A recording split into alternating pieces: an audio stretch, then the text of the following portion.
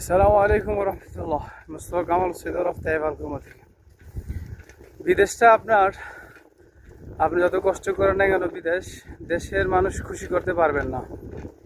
আমার 3.5 বছর অভিজ্ঞতা থেকে আমি যতটুকু বুঝলাম, আমি খাই কি না, আমি কীভাবে আসি না আসি, এটা ফ্যামিলি জানার প্রয়োজন নাই। ঠিক আছে,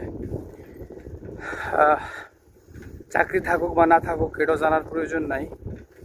তাদের টাকা চাই।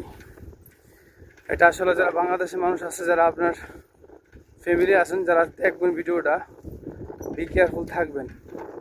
প্রবাসীরা সবসময় প্রবাসীর কাছে টাকা থাকে না।